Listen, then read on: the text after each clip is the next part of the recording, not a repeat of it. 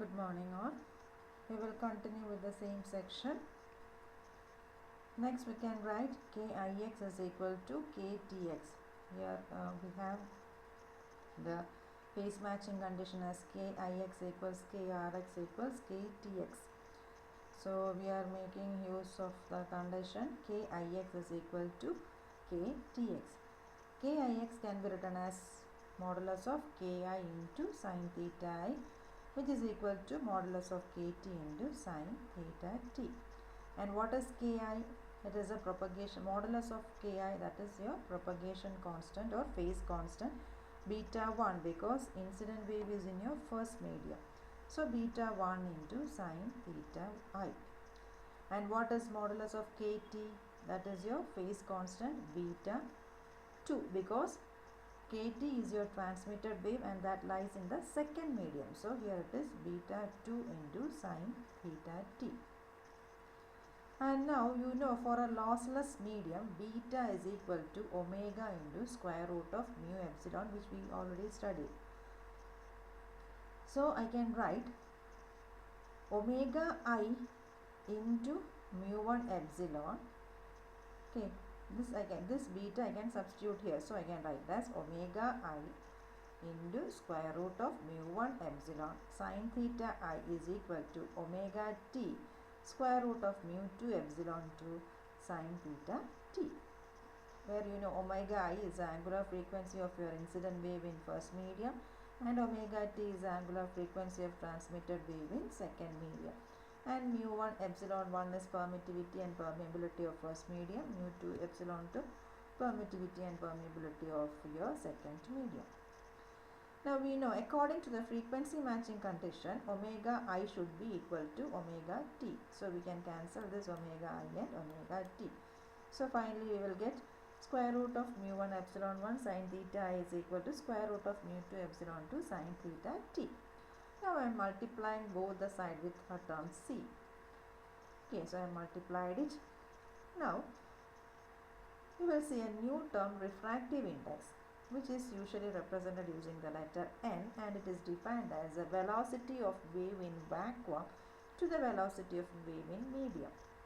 And you know the velocity of wave in vacuum, it is usually represented using c, and the velocity of wave in medium, usually it is represented using v, or we call it as phase velocity. So I can write n is equal to c by v. We also know for a lossless medium, v is equal to 1 by square root of mu epsilon. So if you substitute this v as 1 by square root of mu epsilon, then I can write n is equal to c into square root of mu epsilon. Okay, n equals c into square root of mu epsilon, that is this term. So instead of this term I can write what? n1, because this corresponds to the first medium. So n1 sin theta I is equal to, instead of this I can write n2, because transmitted wave is in your second medium. So n2 sin theta t, that is written here. n1 sin theta I is equal to n2 sin theta t, which gives the Snell's law of refraction. This is also important. Snell's law of refraction states that n1 sin theta I is equal to n2 sin theta t. Next we will see the polarization of light of Brewster's anchor.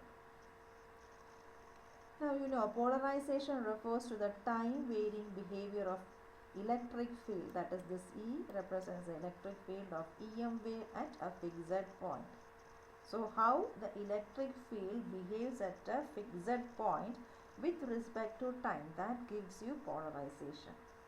Then as we discussed earlier, there are two types of polarization, that is S polarization or otherwise known as perpendicular polarization, where electric field is perpendicular to the plane of incidence. Similarly, P polarization or parallel polarization, or where E is parallel to the plane of incidence. Here E is parallel to the plane of incidence. Okay. Now what you have to Understand this? Now you assume that, now this here I have drawn two mediums. This is your medium 1 and this is your medium 2, and this is a boundary separating the two medium. And now you assume that a wave is incident along this direction. Okay. If you want, you can draw like this, incident wave in this direction, so that reflected will be like this and transmitted will be like this. Anyway, you can draw as you wish. Here I have drawn incident wave in this, so reflected will be in the same medium and transmitted will be in the second medium. So what you have to keep in mind is, when an electromagnetic wave falls at an angle, that electromagnetic will be vibrating. They will be vibrating parallelly and perpendicularly. At every point it will be vibrating parallelly and perpendicularly. That horizontal vibration is represented using a dot in this figure. This dot represents the horizontal vibration of your EM wave, and the two-headed arrow represents the perpendicular vibration in this figure. So I repeat, the electromagnetic wave, when it falls at an oblique angle, it will be vibrating parallelly as well as perpendicularly. So those perpendicular vibration, what happens to those perpendicular vibration is, they will strike the boundary of this medium. Okay, the perpendicular vibration will strike the boundary of this medium. And if the boundary is transparent, what happens is, this incident wave will get transmitted to the second medium. And if it is not transparent, what happens is, this wave will be absorbed at the boundary. Okay, this wave will be absorbed at the boundary, because the perpendicular vibrations of this electromagnetic wave are hitting the boundary. Something like digging the earth, something like we are you just assume that you are digging the earth. What happens when you dig the earth? That same effect is happening here. Okay, so now we will come to the horizontal vibration. The horizontal vibration will not strike the boundary as the perpendicular vibration does. Okay, as a perpendicular vibration does. So it will just touch the boundary. The horizontal vibration will just touch the boundary and it will get reflected. Horizontal vibration just touches the surface and gets reflected. And here you can see the pattern of reflected wave. So here you can see 1, 2, 3, 4, 5, 6. Total there are 6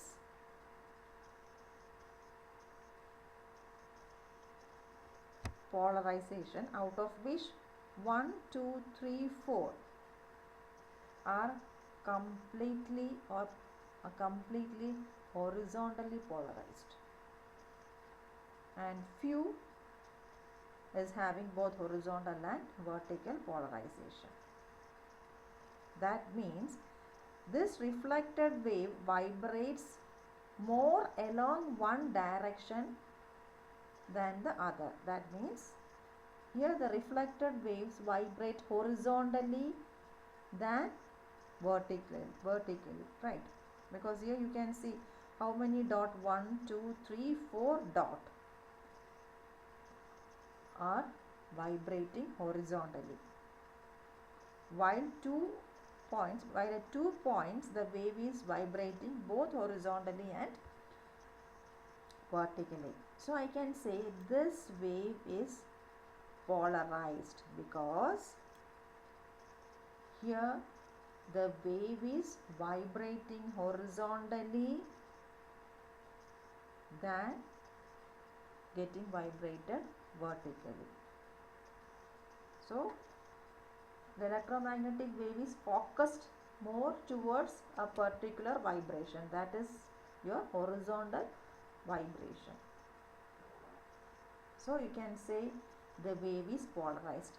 But in the case of incident light, you can't say it is polarized. It is unpolarized, because you can see 1, 2, 3, 4, 5, 6. At 6 points, the electromagnetic wave is vibrating both in the horizontal direction as well as in the vertical direction. So I can't say that it is polarized. It is unpolarized. But here in the case of reflected wave, I have taken 6 points, out of which in 4 points it is vibrating purely along the horizontal direction. So I can say it is polarized. Okay. So I will read it out. In this figure we can say the percentage of reflection polarization is 4 by 6.